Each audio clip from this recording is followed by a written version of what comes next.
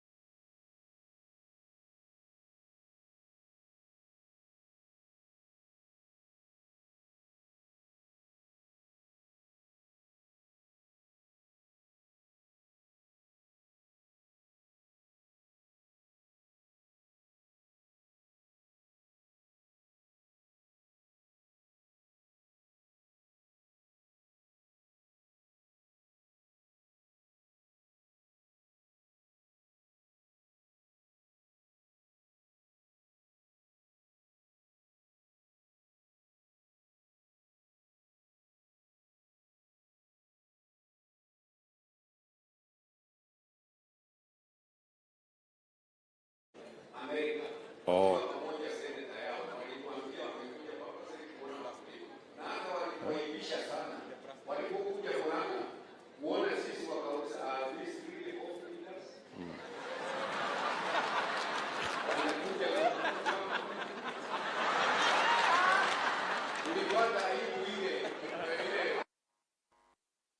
Ile hujaona. Haya. Kama ni hawa walikuja pamoja na seneta. Walikuwa wamepitia kwa ofisi yangu na nikawatuma kwenu. So mimi nawajua. So nitawafuatilia. Nitawafuatilia.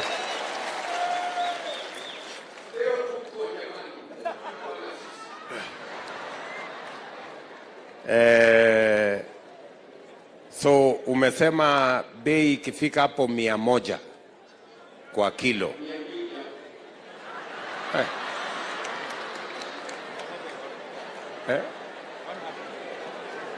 So 200 naona unasonga songa. So ni 100 ama 200?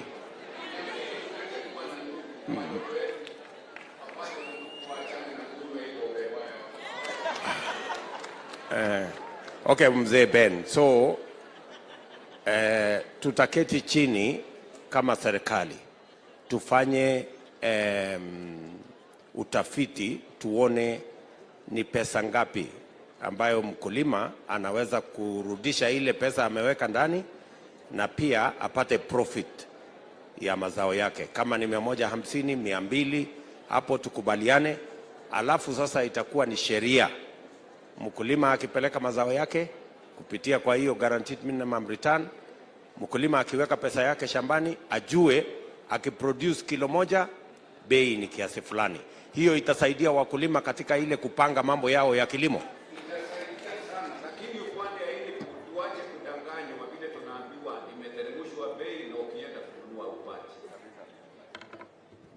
Najua tuko na hiyo tatizo kwamba tunasema tumepunguza bei, alafu ukienda unapimiwa, unaambiwa unaweza tu kununua mfuko 3 ama 4 na shamba yako ni kubwa.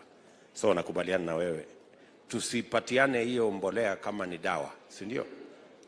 Unapatiwa ile uko na uwezo na shamba yako inahitaji, na malipo ikuje na malipo ikuje direct. Aya. Asante sana mzee Ben. Thank you very much. Asante sana kwa mawazo yako. Nitaomba sasa kumwalika mkulima wa avocado Gerald Mureu, atafuatwa na mkulima wa ndizi Samuel Njimba Maina. Gerald Mureu, tafadhali.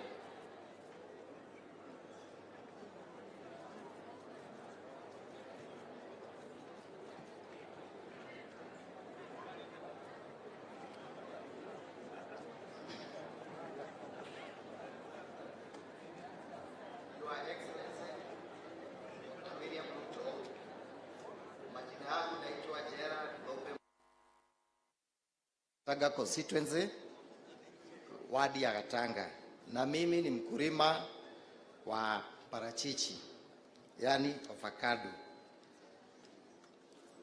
Murang'A County huwa inaongoza sana kwa ukulima hii wa parachichi, kuanzia pande za chini, that is lower Murang'A, mpaka hapa Murang'A.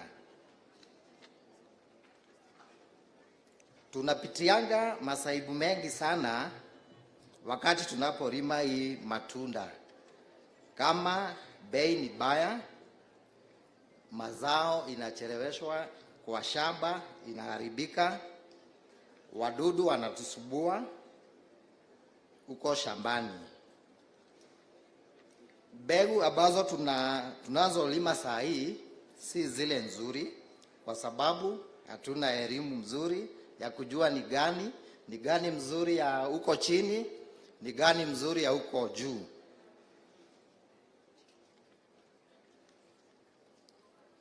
Ni muhimu wakulima kupata masomo yanayostahili, kwa mfano kupambana na wadudu wanaoharibu mazao, ni dawa gani kutumia, jinsi ya kutumia hiyo dawa, kwa kiwango gani ili tusiharibu soko la ulimwengu. Pia wakati wa kuharvest hatujui inaweza wakati wa kuharvest jinsi ni 7, ili hali tunasikia huko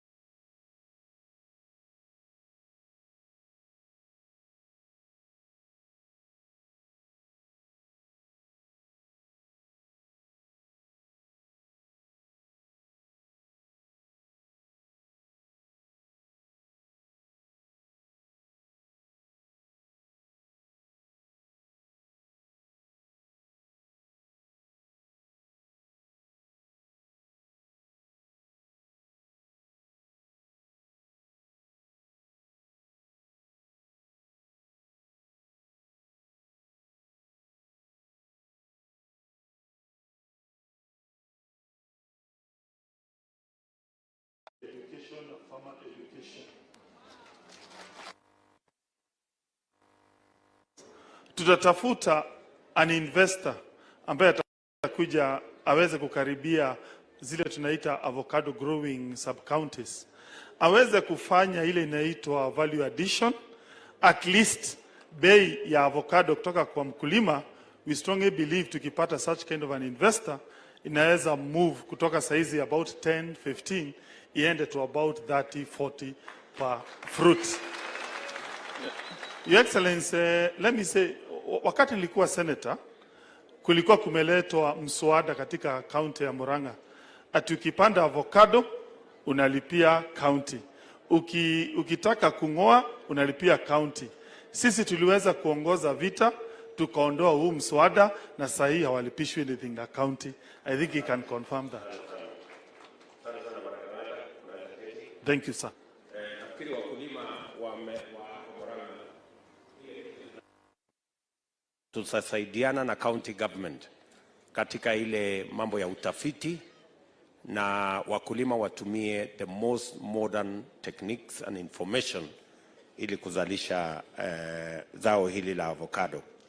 Na vile nilisema jana kule Embu, kama serikali ya Kenya tuko na soko kubwa kule Uchina ya watu karibu 1.3 billion.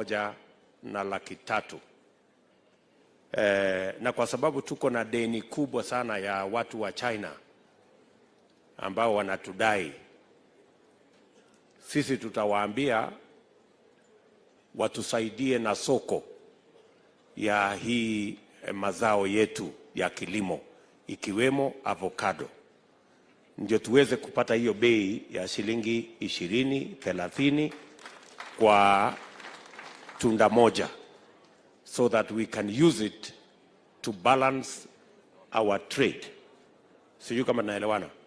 Na nimesema ya kwamba tutakuwa na balozi sio mmoja China, tutakuwa na balozi 5 ambao kazi yao ni kutafuta soko ya mazao yetu,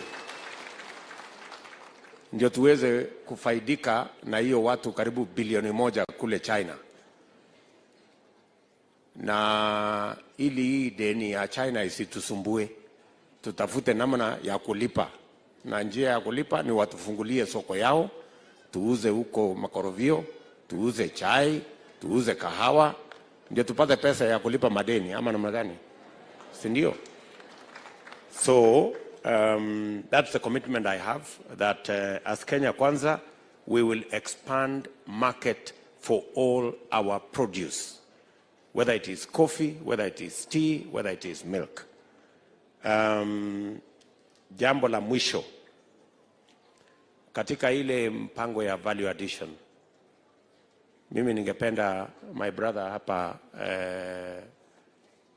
Nyakera, kwa sababu anasikia hata yeye pia anatafuta kiti ya governor. Hiyo mpango ya value addition, bwana Nyakera, wewe uko na unaweza kuambia nini wakulima wa wakulima wa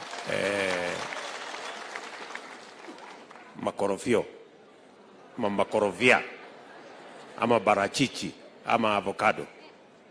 Asante sana, Your Excellency. Huku Murang'A, we have about 96,000 homesteads. Zile ziko na makorofia. Which is about 2 million trees. Maanisha, ile export yenye inafanyika, actually avocado ndio number 2. After tea, number 2 ni avocado. Kwa hivyo lazima tuwe na mipangilio mingi kabisa kwa hii avocado. Pale pande ya Ngararia tayari wameshatengeneza ile packaging ya fruit packaging. Tuko na 11 coffee unions, so hizo coffee unions zinatoa avocado from all parts ya Murang'A. So wakileta kule kwa facilitate hiyo facility imaliziwe, kwa sababu bado haijamaliziwa. It is part of the World Bank program. Ikiletwa hapo hivyo, sasa from there it's about export, so that hiyo avocado zote azipitii kule Kakuzi. So tukuwe na hiyo market, kama ni kuuza kule China inakuwa inaenda direct. Mkulima anapeleka kwa union inaleta hapa hivi Ngararia tunapeleka straight kule China. Kila kitu inamalizikiwa hapo hivyo. The other thing ile ya kuangalia kwa avocado, shida nyingine kubwa yenye imekuwa hata kufanya hii value addition ni zile waste.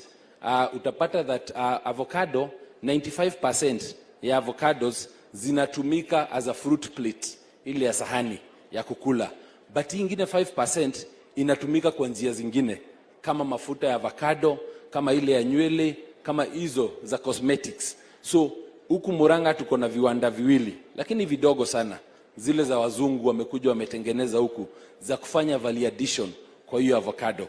Kwa hivyo ile kama ni hii maganda yake inatumika hata kutengeneza chakula, ili mbegu yake inatumika kutengeneza even hii chako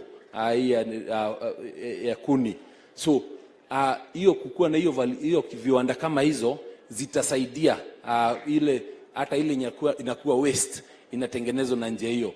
Na mwisho hii maneno ya export inaleta shida sana kwa sababu ya pest and diseases. Tuko na zingine kama ingine inaitwa FCM yenye inakula hizi avocado zetu, inafanya zisiweze kupelekwa kwa export. So tukizishikilia wapatie zile traps zitasaidia, but hiyo sekta ya avocado ni kubwa sana, inashikilia vijana wengi sana kazi, na tukiishikilia itaongeza sana kwa economy ya Murang'A. Asante. Asante sana my brother Gerald. Thank you. Mkulima wa ndizi. Thank you my friend. Bwana Samuel Njimba Maina.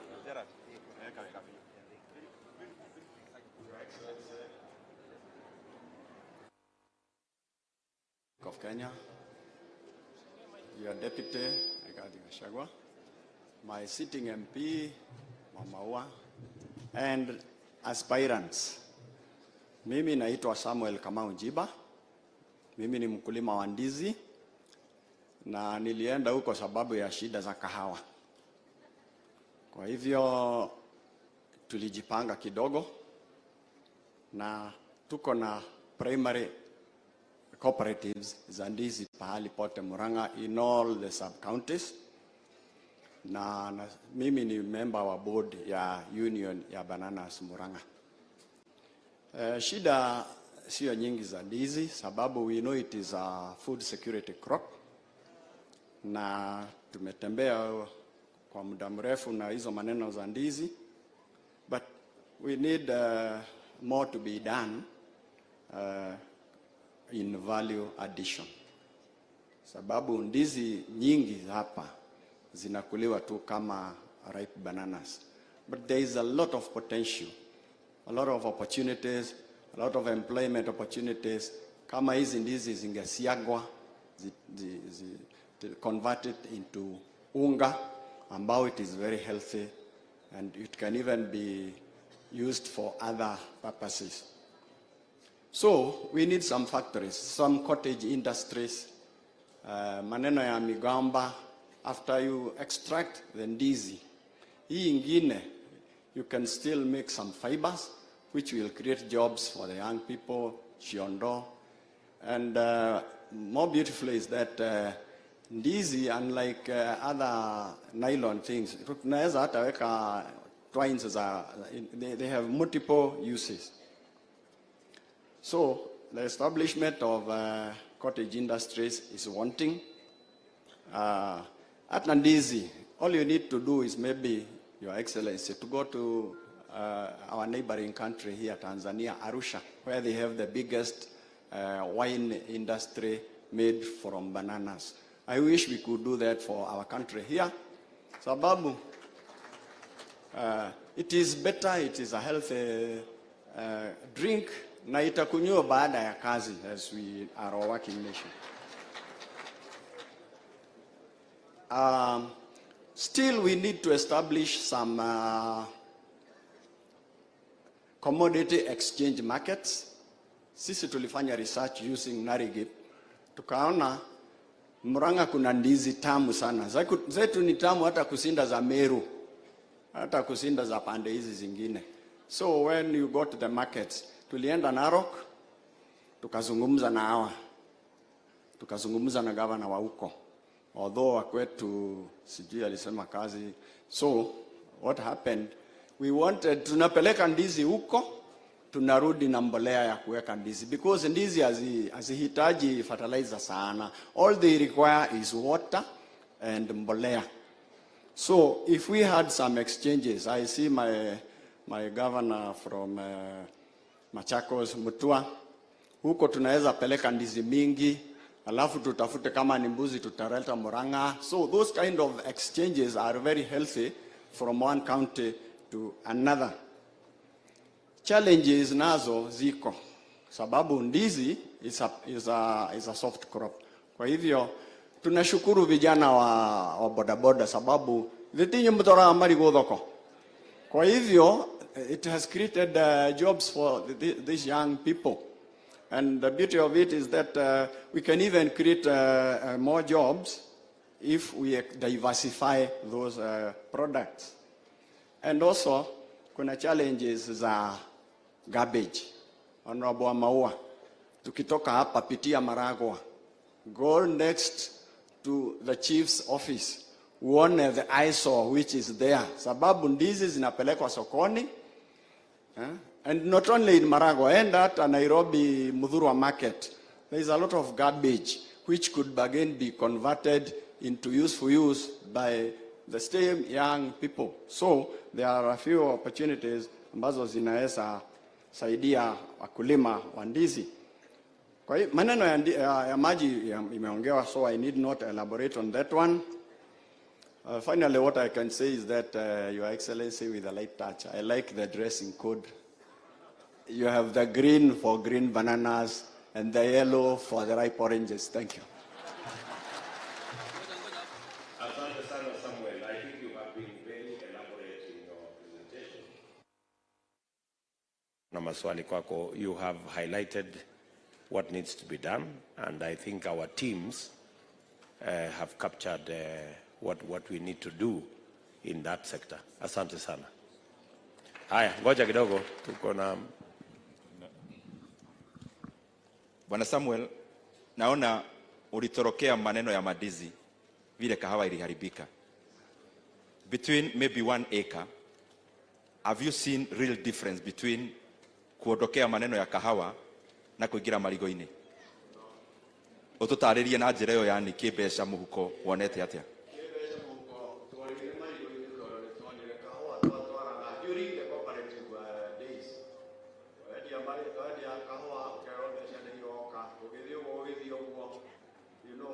There was no money. In fact, it was even difficult to establish societies, cooperatives. Sababu walikuwa wanasema ndio hii shinoza ile ya kahawa. Pesa hii okay roe. So in bananas we found at least we had to live in farmers. Kahawa huwezi enda uchumi ukule. Na mandizi. So from that end tukaona ndizi unaweza kula, it is a fruit crop. Unaweza kupika, it is a fruit crop. Unaweza patia majani, it is a fodder.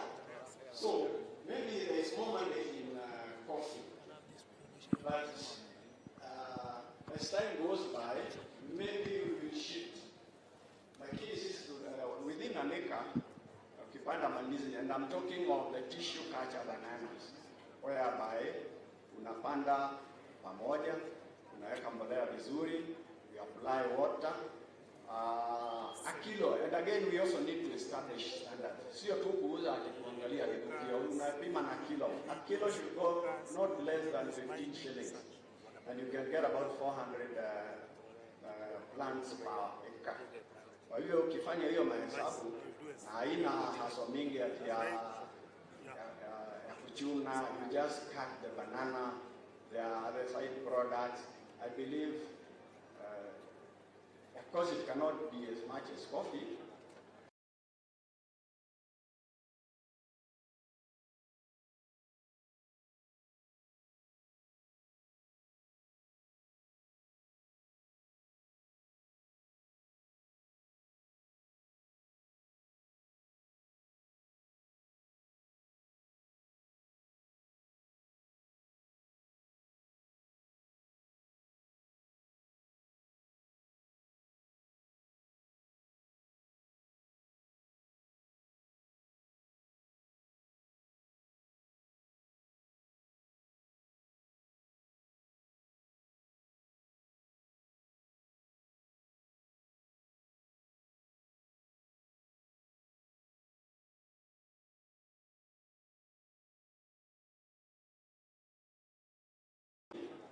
But it is relatively, it has the safety. Na wameniletea hiyo ripoti Kandara, wakiwa wakulima wote wa kahawa. Kwa hivyo ningetaka uweke kwa hiyo, kwa sababu we need to revive the nurseries, the research also na variety pia ya kahawa ile ilikuweko. We have new varieties ambaye zina mazao nyingi zaidi. Thank you.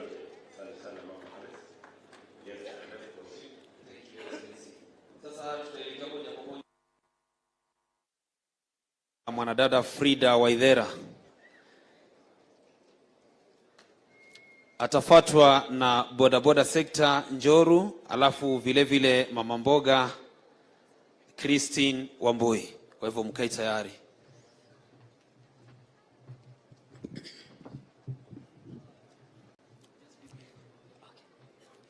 Ladies and gentlemen, good morning. I am Frida Waithera, Association of Matatu Operators, Murang'A County Chairperson and Mount Kenya Coordinator. I'm going to be brief, straight to the challenges we face as an industry. The Matatu industry is treated with untold disdain and contempt, grossly underrepresented in legislative and regulatory bodies, lack of industry engagement and partisan government interventions, first, poor maintained roads, and fluctuating fuel prices. What we hope Kenya Kwanza government will address is to recognize and embrace the industry as a key player in the economy, to courteously and bipartisan engage us in formulation and implementation of government programs for inclusion of Association of Matatu Operators members in legislature processes and nominations, for example, in the Senate, in the Parliament, and in the county assemblies, for inclusion of AMO members in regulatory bodies, for example, NTSA, NAMATA, EPRA, IRA, NHIF, and SSF.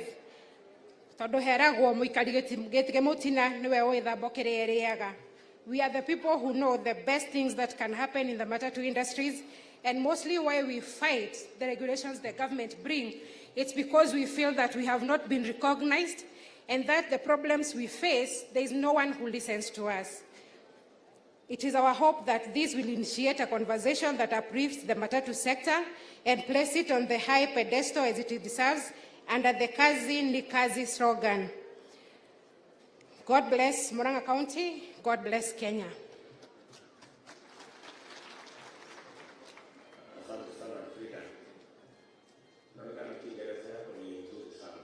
Thank you. Kwa sababu ya wale wengine wote, so umesema ya kwamba ungependa serikali ishughulikie mabarabara. ili magari zenu ziweze kuendesha biashara yenu bila matatizo. You reduce the cost of running the matatus. Number 2, umetueleza ya kwamba mungependa mujumuishwe katika zile boards ambazo zinahusika na biashara yenu ya matatu ama sekta ya transport kama NTSA. So tukiweka pale representative wa ama matatu sector, unafikiri itasaidia kwa njia gani?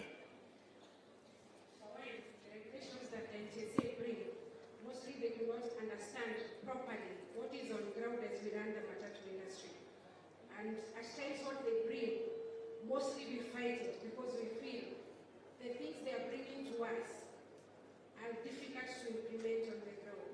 But if you ask us, the matatu industry, how best to run the industry, we join with the people who are running the NTSA. We can have a very good matatu sector and a well-performing one. Sometimes wakati tunatengeneza sheria ama regulation, kuna kitu inafanyika ile inaitwa public participation. Sijui kama mumeshiriki katika public participation wakati inatangazwa ya kwamba kuna sheria fulani inataka kutengenezwa. Watu wa matatu, kama ni ya sekta ya watu wa matatu wanatafutwa ili wachangie mawazo yao. Unaamini ya kwamba hiyo haitoshi?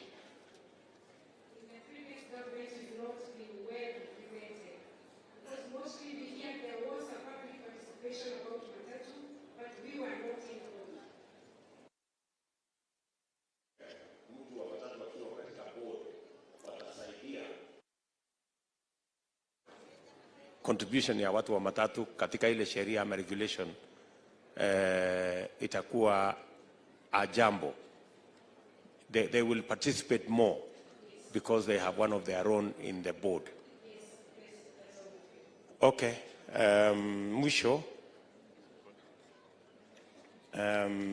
Mwisho umesema ya kwamba mnataka kujumuishwa katika mambo ya bunge. Ngataka pengine watu wa matatu waingie kwa Senate. Lakini si tulitangaza juzi nominations ya chama. Sijui kama watu wenu hawakusikia ama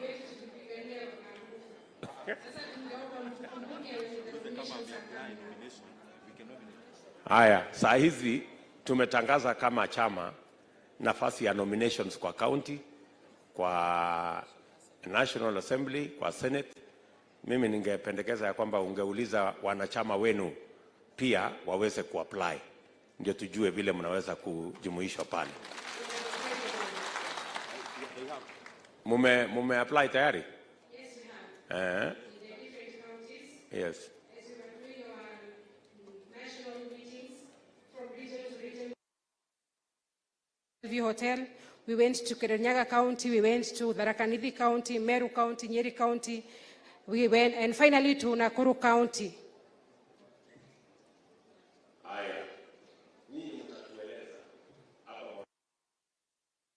Tueleza kwa sababu unajua pale mkiapply hatutajua ni nani wa matatu, ni nani wa sekta gani. So mtatujulisha ili at least tuhakikisha kwamba mtu mmoja wa matatu amewekwa kwa county assembly hapa Murang'A. We have prepared a document that we have, and also our incoming Kavada Irogo Kangata, we are hoping to see you so that you can include us in your government.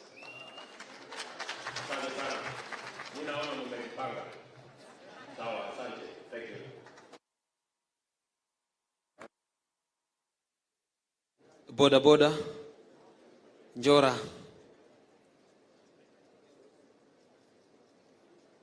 alafu tulisema mama mboga pia vile vile awe tayari. Christine Wamboi, ukuwe tayari.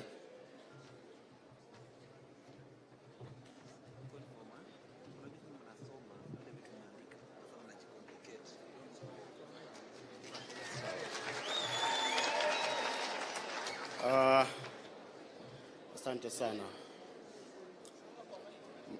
Mheshimiwa Naibu wa Rais, income the 5th President in Kenya,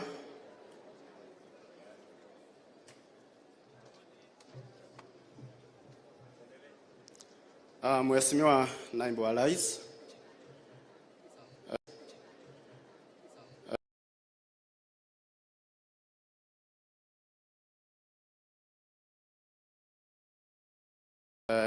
President incoming,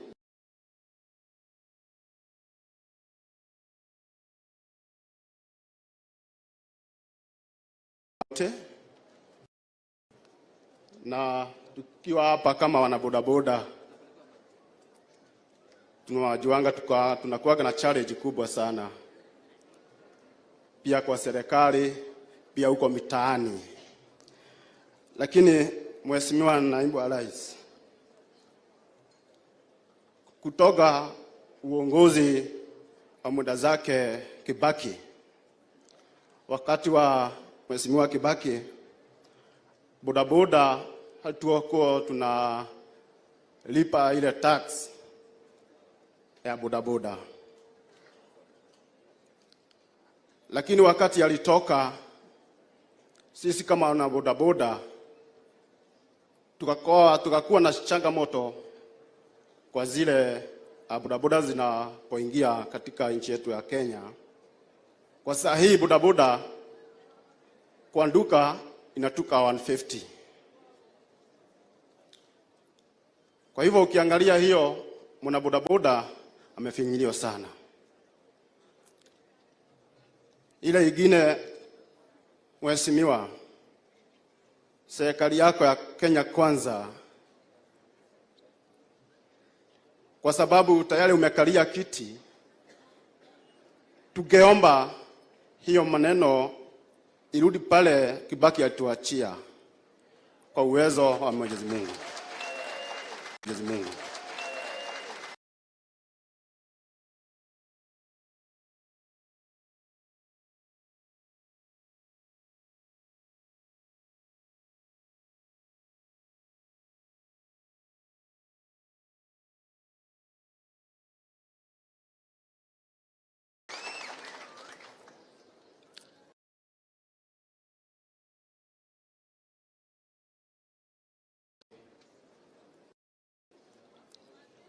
Mheshimiwa Naibu wa Rais, tungeomba kwa heshima, ukikalia hiyo kiti, kwa Mwenyezi Mungu juu utachukua hiyo kiti, tuangalie hiyo maneno.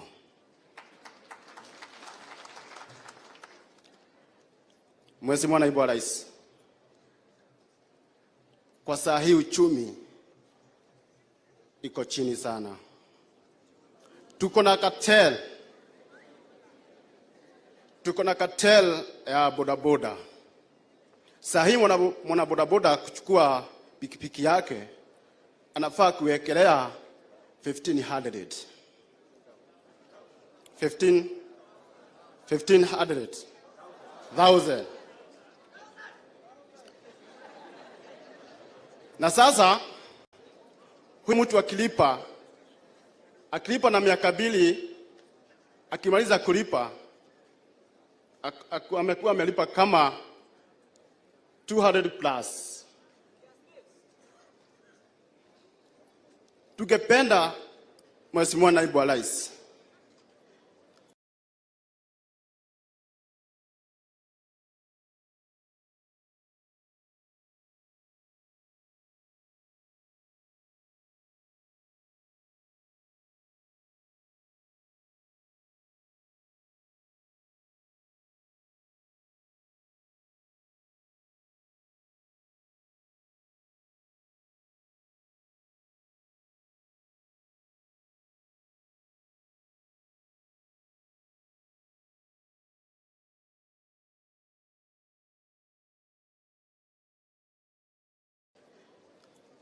hawa watu wametunyanyasa sana.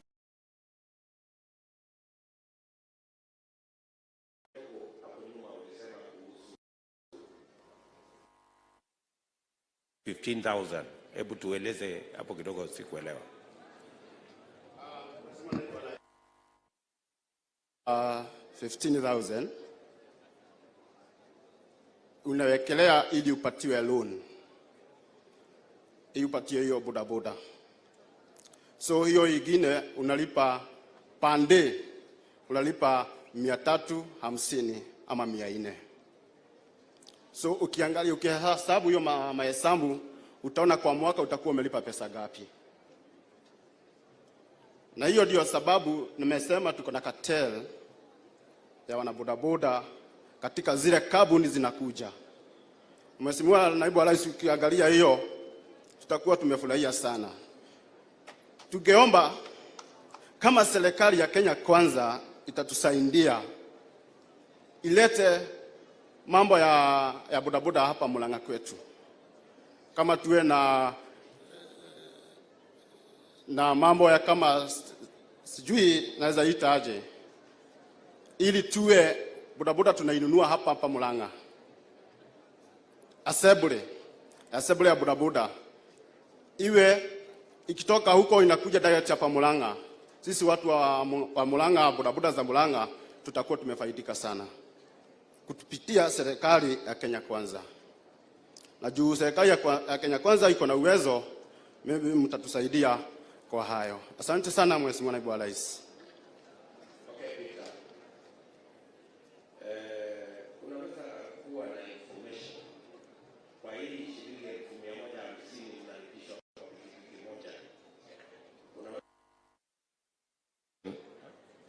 Nikia taxes ama ushuru kwa hiyo 150 ni kama pesa ngapi? Sijui kama uko na hiyo information.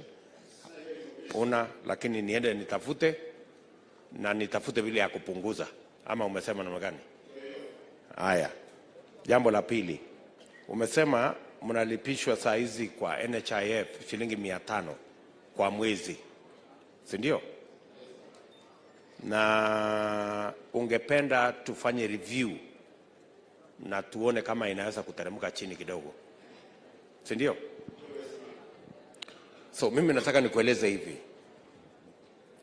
na kwa wale wote ambao wako na mapato ya kiasi, ya kwamba kama wewe mtu wa bodaboda unasema unalipa shilingi 500 kwa mwezi, si ndio? Mapato yako kwa mwezi ni kama shilingi ngapi? Mapato ya mtu wa bodaboda ni kama shilingi ngapi kwa mwezi?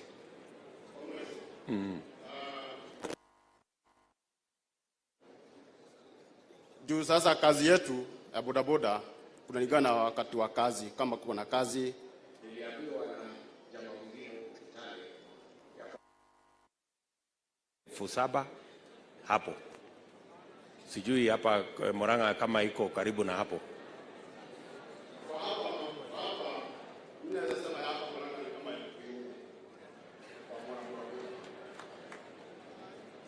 Karibu shilingi 4,000. So Murang'A 4,000, Kitale 7,000 hapo katikati.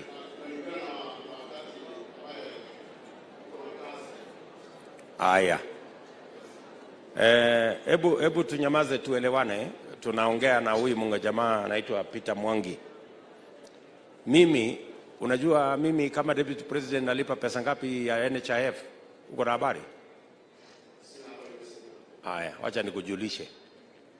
Mimi nalipa 1,700. Na mshahara yangu ni karibu shilingi 1,000,000.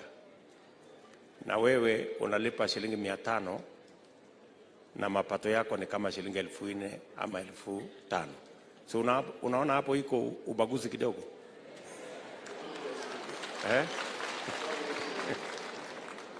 So mimi nataka nikwambie tumebadilisha sheria kuelekea mbele. Kila mtu atakuwa analipa kulingana na mapato yake.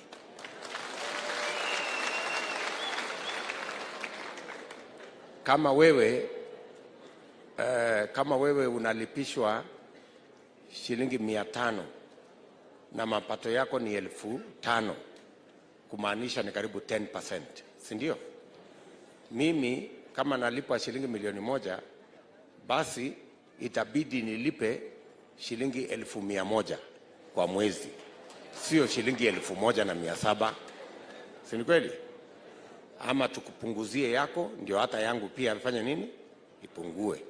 So tutafanya utafiti, na mimi nataka nikuhakikishie tutawapunguzia wale wanalipa 500, tutawapunguzia ikuje chini. Tutakubaliana kama itafika shilingi 200 ama itakuwa 300, hapo karibu na hapo ndio hata mimi niweze kulipa zaidi. Si namna hiyo? Ndio kila mtu abebe mzigo zawa na mambo ya NHIF. Tumekubaliana bwana Peter? Alafu ya mwisho,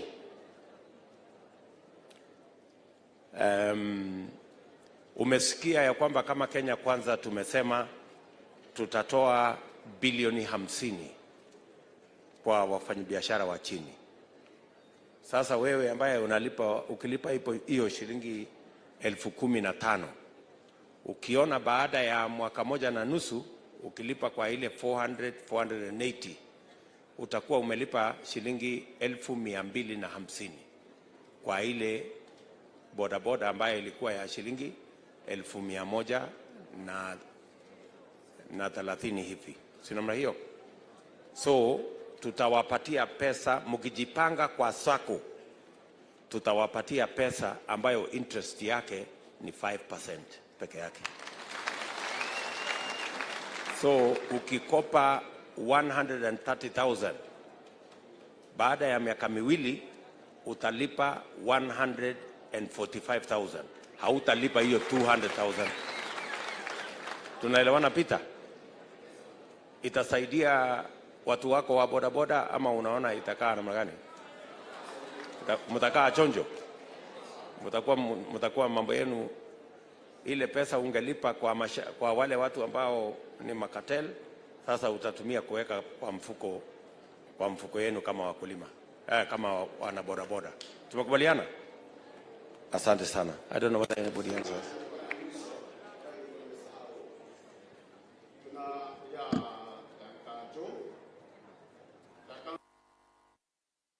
Mheshimiwa Naibu wa Rais, na tuko na Mheshimiwa Kang'ata, tuko na Mheshimiwa Yakera. Hii mambo ya Kajo inatusubua sana Mheshimiwa Naibu wa Rais, kwa sababu kwa bodaboda within 10 years inapadaga, ifika wakati wa siasa inateremka. Siasa zimeisha, inapanda bila sisi kama wana bodaboda kujulishwa.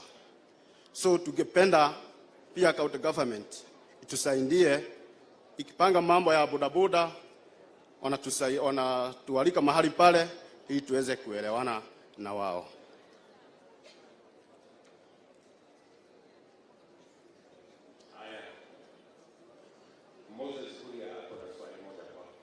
Yes sir.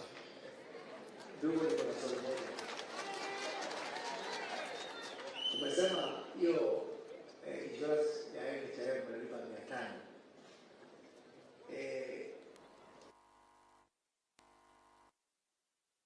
Wa bodaboda, ile chuma ambayo wanahitaji hospitali haiko covered kwa NHIF. Ni kweli ama si kweli? Si ni kweli?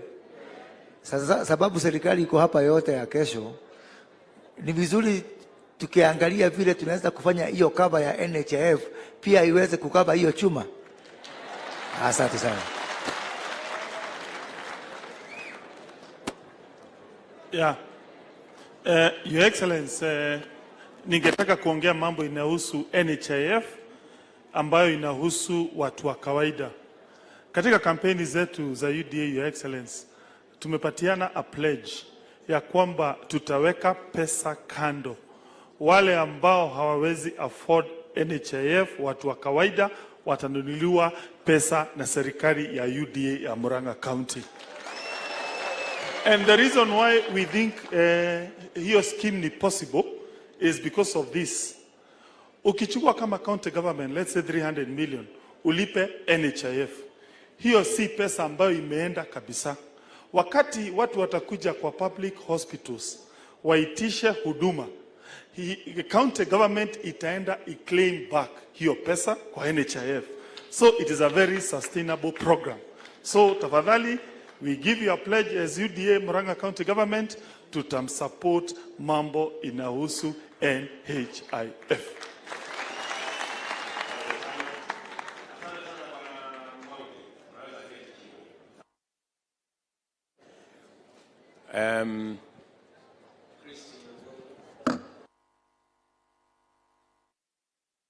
Tupata people living with disabilities, Joseph Gishui. Tukienda kwa mining, Evelyn Njeri, alafu tumalizie na Hoka Eliud Maina.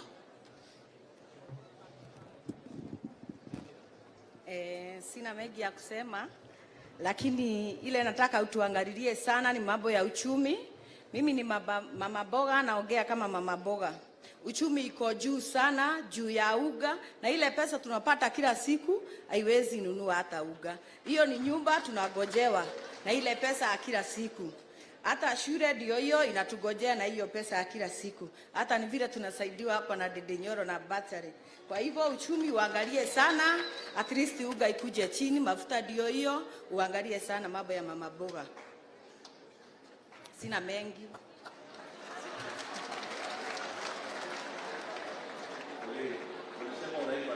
Waboi. Nasimama Waboi. Watu wanafanya sekta yako ya mama mboga. Hapa Murang'A.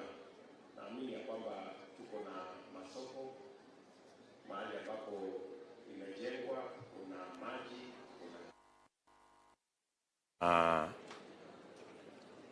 ama bado watu wengi wametandika mali yao barabarani. Songea microphone kidogo.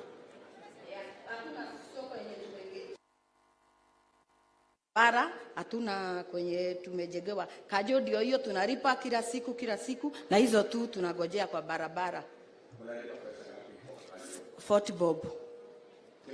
Kila siku Wednesday tunalipa 50 na Saturday 50.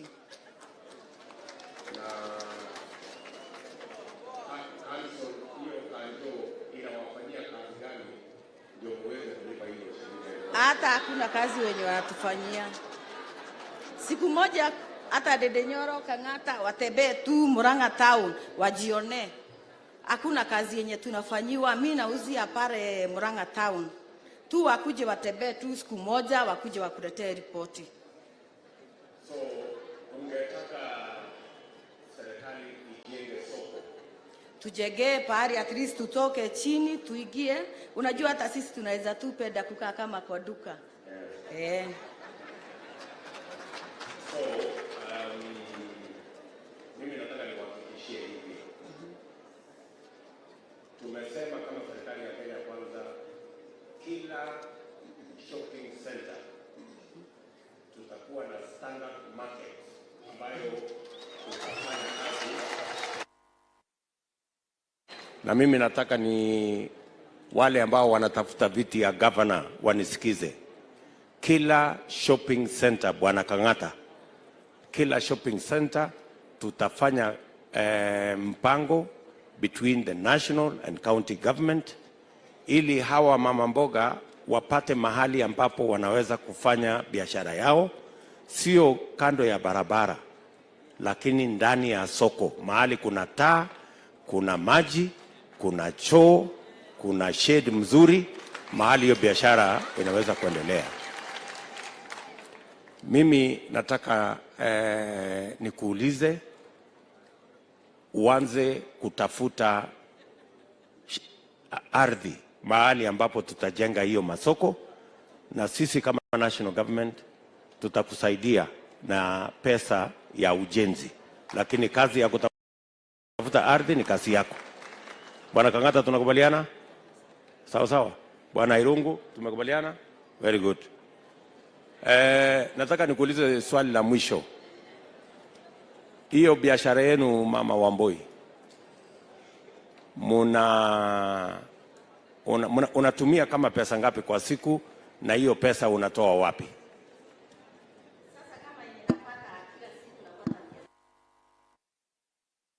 Na na hiyo 500 naenda na uga, lazima nitoe za maziwa hapo, nyumba ndio hiyo inanigojea, shule ndio hiyo. Hakuna pesa hapo tunapata, kwa hivyo uchumi iko juu.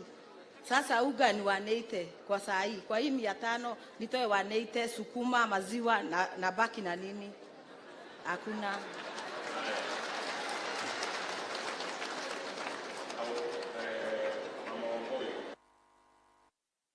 Ile swali nilikuuliza, umejibu swali lingine.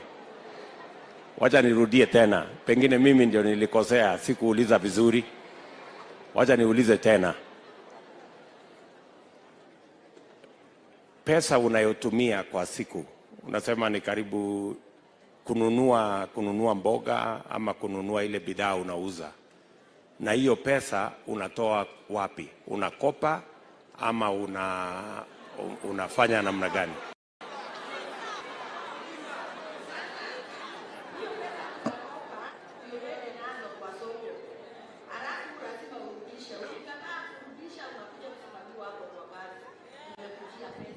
Unasimamiwa na nani?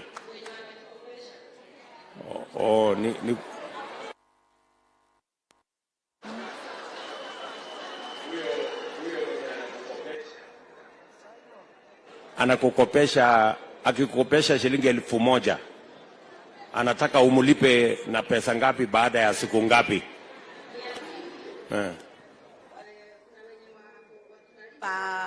Per week mpaka mwezi ishe. Pesa za mtu hawezi fikisha nazo 1 month, lazima urudishe. Kwa hivyo zenye tunapewa unakaa nazo 1 month.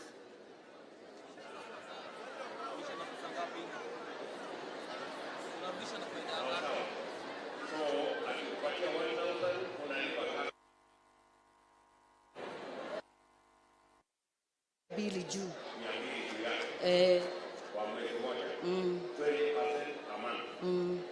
Kumaanisha ya kwamba faia ni karibu 250%.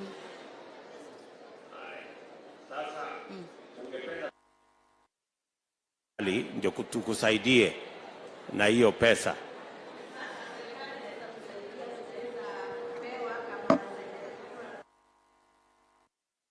Tufanye nazo kazi, tukirudisha hakuna faida. Hiyo ndio inaweza tusaidia.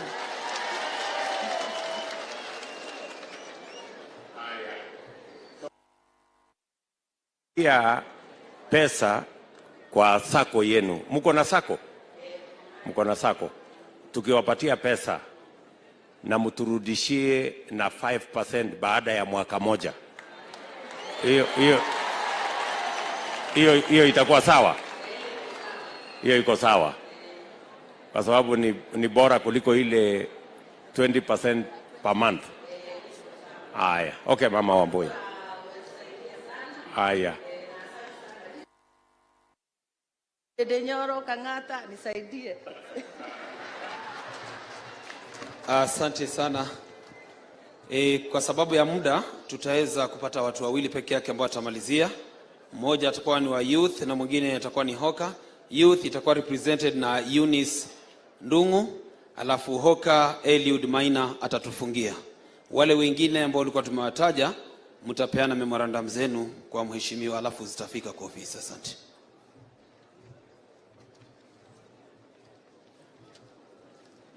Karibu tusahaulike, si ndio? Lakini kura zetu tumeshaamua tunapea Dr. William Samoei Ruto. As a youth, I'm Eunice Ndongo, the Deputy President, Technical University of Mombasa. Si mnaona tunashare kitu? We share the title, si ndio? Kwa hivyo representing the youths of Murang'A County, I'm in a group known as Radical. Penye tunasema nothing for us without us. Nothing for us. Nothing for us. Kwa hivyo to our Deputy President, and tunaamini ni yeye atakuwa the 5th, kwa kutuangalia sisi kama youths. One, as a student leader, there is this issue ya HELB. help imekuwa kila time, every time we are being promised about the grace period, na pia tunaambiwa that this help sijui tunafaa kulipa na some amount tax. Tunataka sisi kama wanafunzi wa university, especially wenye wana progress wakienda hizi universities, unapata they really struggle to even get a meal. Na kama tunapewa hii help bila tax, na ukijuanga that mimi kama Eunice nikimaliza shule nitaenda nipate kazi ndio niweze kulipa hii pesa, kwa nini tusiondolewe hii tax? See, it is possible. Yes. Number 2, tunaona polisi sana wanashika youths wenye wameanzisha biashara through criminalizing them. Huyu wetu hapa alikuwa mtu wa kuku. Wewe kama ungeshikwa leo tungekuwa na yeye. Kwa hivyo, even us as youths, tuache kuwa criminalized tukianzisha biashara. Point number 3, on labor. If health was devolved, ata labor ikuwe devolved. We have our governor here mwenye anaweza ensure that all the projects zenye zinafanywa kwa county level, the labor inakuwa provided by the youths of that area. This one increase the chances of us, like Eunice from Kandara, ati nikimaliza shule nafunga nguo zangu naenda Nairobi kuajiriwa. Lakini if in that area yetu mimi nimekuwa empowered, nitafanya nini? Nitaenda niajiriwe hapo. Kama kuna agricultural sector kwenye sisi wenyewe tunaweza inuliwa. Nifikiria kama Eunice nimeenda nikasoma na nimekuja Kandara, I can invest in farms. Kwa nini nisi invest hapo? Then county ichukulie and then to the national. Ndio to reduce hii kitu ya kusema nimeenda Nairobi kutafuta nini? Kazi iko Murang'A. Kazi iko wapi? Iko Murang'A. We have the macadamia farms, tuko na coffee. We have a lot of resources that are going out unutilized. Na zikikuwa unutilized, we have like Michuki Technical. Unapata wanafunzi wana benefit, they are not from Murang'A. Wametoka Kiambu na mahali kwingine. What if we empower our own? Tufunze wazazi tuwaambie, huyu mtoto wako amemaliza shule, wacha tumpeleke ativet, aende akuwe empowered, and then akikuwa empowered anajiajiri, ama tunaajiriana within the county. Then we have experience. If today nimewalk in kwa ofisi, as Eunice mwenye amesoma, nitaulizwa experience of 6 years. Dende Nyoro ndio achaguliwe kama MP. Aliulizwa experience angetoa wapi? This experience thing, it has become a norm. So for us to gain this experience, ni lazima kwanza Alice Wahome from Kandara animente, I go by as an MCA, then nikimiss nipewe nomination, nikuwe bado empowered, bado nikikosa niendelee hivyo kidogo because I'm a student leader na watu wengine pia ni youth na ni student leaders. Huyu mtu tukimwacha, the title deputy president, the title finance secretary, sitaishia hapo. Yet we can empower them without asking for experience. Yes, the last point. We have always done things the same way. This time round, let's have a different way of doing them, not doing the same things in the same manner and to the same people. If we change this, the 70% of youths in this country, we will have empowered them and they will be able to feel they are part of this government. Lastly, you were part of the big four agendas in our country. Through the handshake, zilizimia. Tunataka uzifufue. You have been alert all through. Tunajua kama ni mzee alikuwa hapo, anaanzanga kulala after national anthem, mama. Now that you are there and you are alert, let us feel that we are part of this government.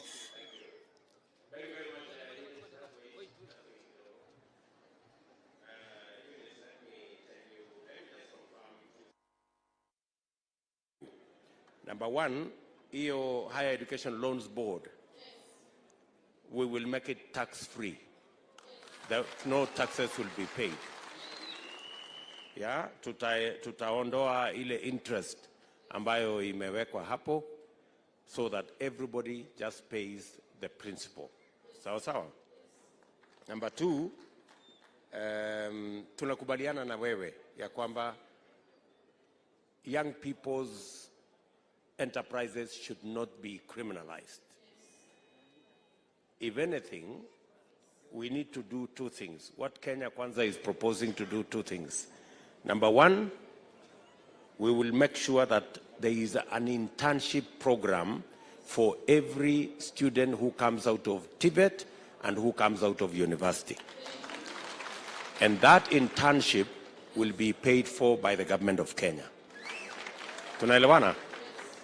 Number two, tumesema all students who are coming out with skills, whether it is in leather, whether it is in all the skills that people are earning in woodwork, in all the sectors, we will make sure that there is a program yenye wanaweza kupata startup capital, number one, and two, toolkit yenye wanaweza kwenda kuanzisha nayo hiyo biashara, ambayo sasa tutakubaliana na wale industry players hawa watu watashughulikiwa kwa njia gani.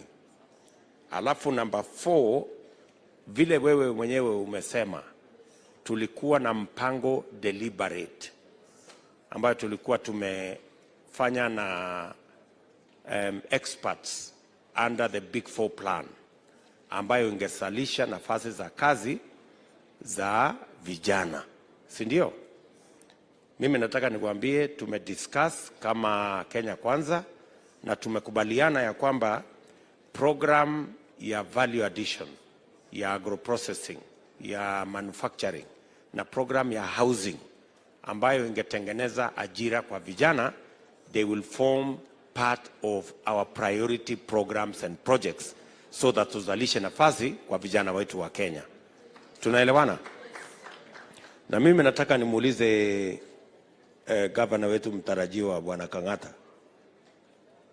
what we will ask of you, tayari serikali tuko na watu ambao wako tayari kuweka pesa. We have actually commitments of up to 4 trillion Kenya shillings ya mambo ya housing.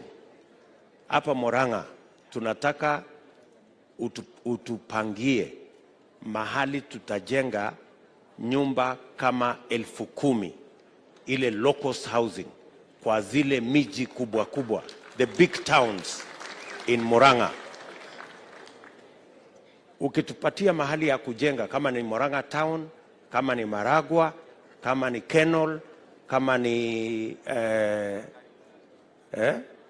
Kangare, Kangema, Keriaine, mahali tunaweza if you spread all those houses, hapa Murang'A tutahitaji vijana 80,000, 80,000 young people watusaidie katika hiyo mpango moja ya housing. Hatutakuwa tuna struggle kusema tunataka vijana 20 wa kwenda jeshi, tunataka vijana 20 wa kwenda police. We will hire 80,000 young people in Murang'A County alone katika hiyo project ya program ya housing. Anza kutafuta where we are going to build those houses. Tunaelewana Bwana Kang'ata na my friend Irungu hapo? Simtapanga hiyo kazi. Asante sana Eunice. Thank you very much. Very good. That's why we are here.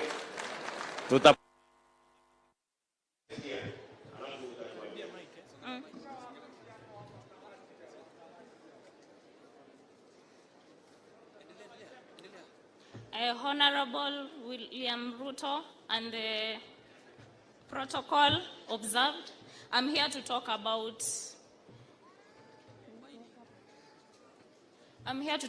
mining and transportation. So mimi kwa majina naitwa Evelyn Njeri, miaka 22. So nikianzia kwa mining, tuna ajiri watu wengi sana, kuanzia the skilled and the non-skilled and the skilled one. So kwa hiyo sekta tunaanzia na mtu anakuja kuuza chakula huko.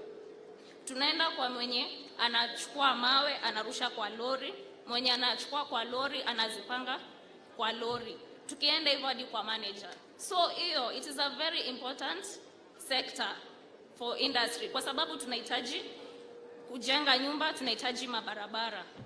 Kwa hivyo hiyo ni kitu ya muhimu sana. So kitu tunahitaji machines. Na sasa hiyo ndo ni changamoto kubwa sana kwa sababu machines hazipatikani huku Kenya. Kwa hivyo watu wa Murang'A ni ngumu sana tukiweza kuaccess. So watu wa nje, the foreigners, wanatuletea machines.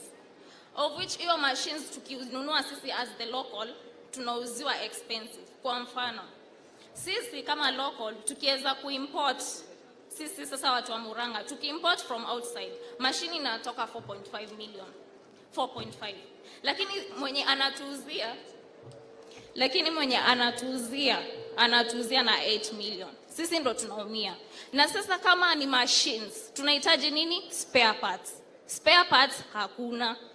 Machines zinatoka kutoka nje. Sisi wana local tunaumia. Sasa huyu foreigner ako na machines, ameamua kuinvest more, ametafuta Kware.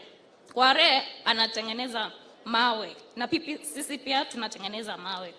Tukitengeneza mawe watu wananunua kutoka kwa foreigners. Sisi hata tukishukisha bei watu bado wananunua kutoka huko. So serikali tuangalie sisi. Hata tukiimport hiyo process yote ya the government huko na clearance ikuwe simple. Juu yule foreigner anafanya procedure inakuwa rahisi kwao, na kwa sisi unaona ni difficult, inatu discourage. Na sisi watu wa Murang'A lazima tuendelee. Juu hii industry inashikilia kuanzia the non-skilled. Mtu ametoka shule, the only thing you need ni nguvu. Nguvu tu.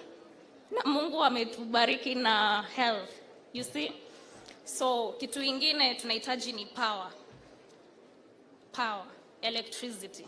So machines inatumia power na kuna yenye inatumia fuel inatumia sasa diesel ni very very expensive, na sasa kuna shortage ya mafuta.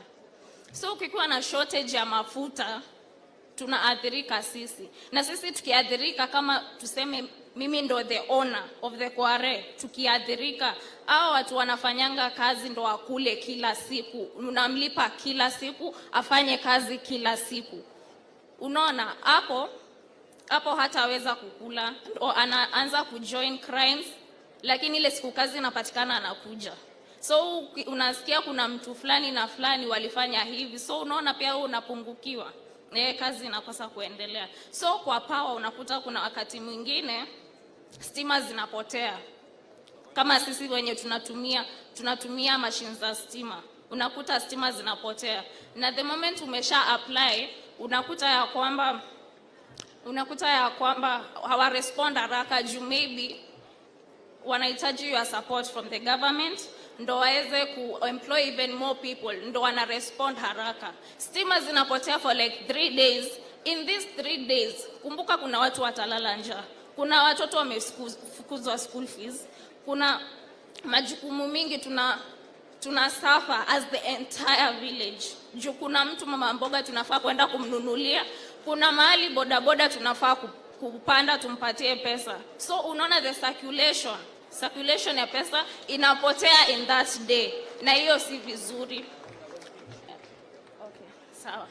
Alafu kwa transportation tutengenezewe barabara vizuri. Juu unakuta mtu anatupita hapa Murang'A anaenda Kiambu kutafuta mawe, wakati sisi tuko nazo, na juu barabara ni mzuri za kwao, wanaenda straight, sisi wanatuacha hivyo. Hata tukipunguza price hata tukipunguza price bado wanasema tunawaharibia gari. So unaona, deal with that. Alafu pia ya mwisho, ballast.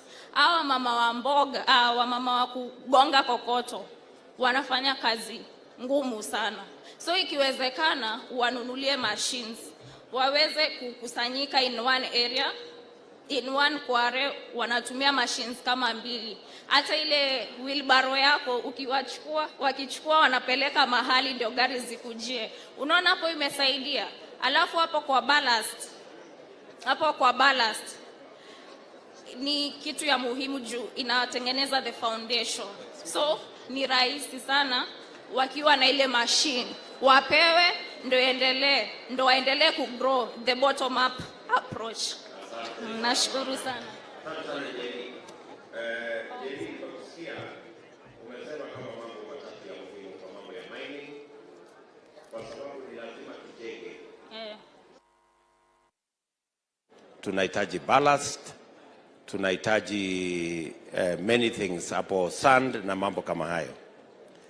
Na umesema jambo kubwa ni mechanization. Umesema mnahitaji machines, na machines ipatikane kwa bei nafuu,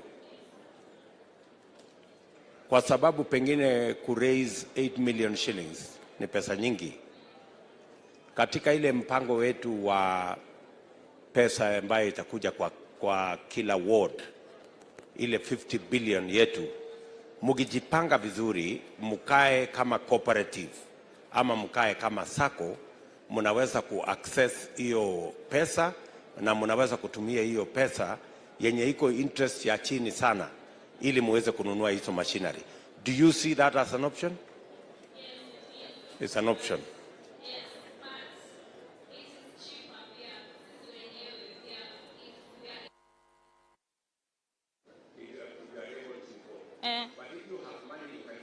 Yes, if you have, lakini sasa unaona ukienda huko procedure inakuwa refu, alafu clearance ni refu, alafu unajua kuna kazi imesimama mahali. Na ukisimamisha kazi ni familia mingi zinalala njaa. Unaona? Alafu pia option ya kununua huku ni double price. Unaona? So kununua kutoka huku kwa sababu watu wana import. So you are advising that we make it simpler. Yes, we make it simpler. Na pia unaweza tupea pia for free, na pia you can loan us as the government. Na price isikuwe juu. I mean inaitangwa juu. So, so mechanization, you want the... Sindio? Alafu number 2 umesema cost of power. Tumeelezwa sehemu nyingi ya kwamba electricity, reliability na cost. Sindio? So you need us to address reliability and cost of power. Sawa? And then number 3, umesema ya kwamba pengine mnakuwa short change hapa katikati na watu wenye wanaweza kuja kununua kutoka kwenu alafu wakaenda wakauza bei ya juu. Mungependa direct access to the market. Si ndio? So pengine tutauliza wale wanajenga, kama ni wabunge wetu wanatumia pesa ya CDF, county government yetu wanapanga mambo ya ujenzi hapa, wapatie priority wale watu wa Murang'A County, wawe na priority ya kununua bidhaa ile miners wa Murang'A County wawe na priority number 1, because buy Murang'A, build Murang'A. Ama unasemaje? Vile tunasema buy Kenya, build Kenya. Tunaelewana? So I am sure the MCAs who are here, MCAs wako in the house. Can the MCAs musimame? Yes, nyinyi ma MCA mumesikia Njeri Evelyn vile amesema mupitishe sheria kwa bunge ya Murang'A ya buy Murang'A, build Murang'A. Si ndio? Ndio ile mambo iko hapa nyingi ya Murang'A ipate soko as a first priority. Ketini waheshimiwa. Asante sana Njeri. Thank you very much for your ideas.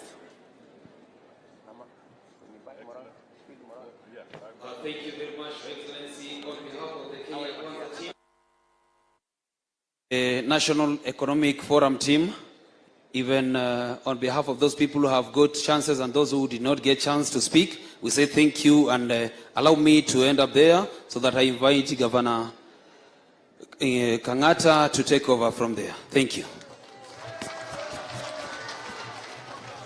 Aya, Your Excellency, tumeweza kusikia wakaazi wa Murang'A. Katika manifesto yetu, Your Excellency, iko maneno, the priorities zile tumeweka. La kwanza, Your Excellency, ni mambo inahusu healthcare. Healthcare Murang'A haijaenda vizuri. Your Excellency, if you are to be elected hapa Murang'A, the first thing tutafanya, those households ambazo hazina NHIF card, county government ya Murang'A itaweka pesa kando tumnunulie NHIF card. The second issue, Your Excellency, the only level 5 hospital in Murang'A happens to be in Murang'A town, which was constructed way back in 1961. Your Excellency, nafikiria wakati umefika tuongeze a new level 5 hospital katika Keno town. Your Excellency, there are many health projects ambazo members of parliament, when CDF Act was changed, hawakuweza kumaliza. It is time ya kumaliza those health projects. Kwa mfano, tuko na Kirwara, tuko na Kandara town, tuko mpaka kule Kiharu, mahali tunaita Bare, pande ya Mugoiri, yeah? Bare ya Shege. Tuko pia, Mathioya does not have a sub-county hospital, level 4. It is time we construct one, Your Excellency. Your Excellency, on agriculture, venye tumesikia wananchi wamesema, it is our pledge as UDA, if we get the government, tutaleta farmers together. We ensure inputs. Si county inanunua, apana. We come up with a program where we are sending the money directly to farmers because they know how best to buy farm inputs. So we have given a promise to the main cooperatives, Your Excellency, ambazo ziko hapa Murang'A, that for every liter of milk, we shall be giving them, every farmer directly, an equivalent of 10 shilling directly to the farmer.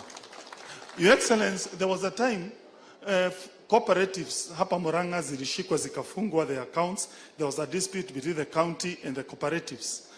We were approached by 5 cooperatives. That is Keharo Kahuro Dairy, Genda in Maragua, Kangare Dairy in Kegumo, Kiarotara and Kegoro in Gatanga. We went to court, tukapigana, wakaachiliwa those accounts, wakulima wakapata pesa zao. And Your Excellency, those 5 cooperatives, mahali tuliwapeleka, saizi wanalipwa 1 liter 45 Kenya shillings. We want to tell the rest of the cooperatives, they came to my office, we agreed, we shall give a guarantee to the farmers wa milk, hawata lipwa below 45 shillings per liter. Your Excellency, the final issue, the ward fund. A governor in Murang'A cannot know problems in Gatanga, in Kegumo, in Kandara, in Kangema, in Kiharo, in Maragua, everywhere, hawezi jua.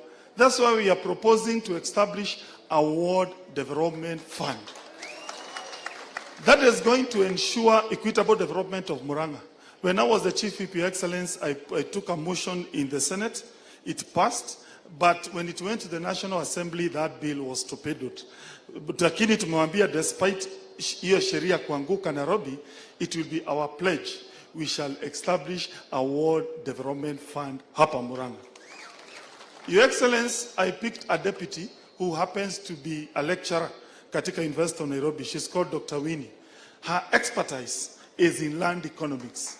She has given us a pledge that we shall do massive titling program. Watu ambao hawana title because ya kukosa kufanya law of succession. Dr. Winnie is going to assist you if you support us. Your Excellency, also the issue of education. Our ECDs have not been repaired. Our members of parliament wamefanya a very good job. You go to a primary school, you find the primary section imefanyiwa ukarabati. Ukiingia kwa ECD, hakuna ukarabati. We are giving you a pledge. If you support us, we will ensure every ECD itakuwa na tiles. 2 years after you elect us. That is our pledge, support. Your Excellency, because of time, let me give some few members onge. Let me start with my very good friend Irongo Nyakera. Karibu 1 minute at Salmi.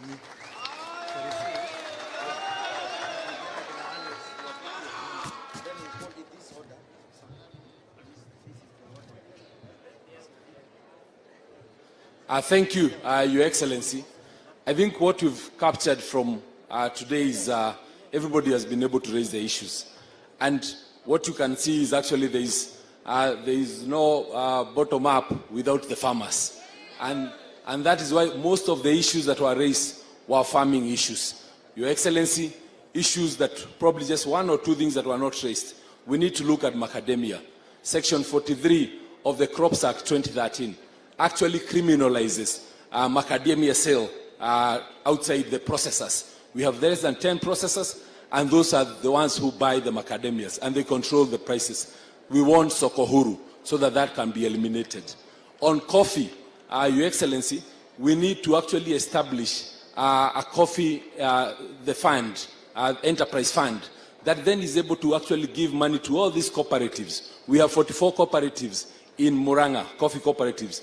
Each of them being given money will actually help do all the things that the coffee stakeholders are talking about, the drying beds, the electric fence, the watchtowers, and everything there. When we look at the other side, which is actually on the fruits, on the lower part of Murang'A, we have been talking about the processors, factory for processing. We need to look at that as well on this side. Your Excellency, one other thing that we need to look at when you're talking in Murang'A, we need to look at the issues of the markets that we have, where we actually have things like the garbage collectors. We have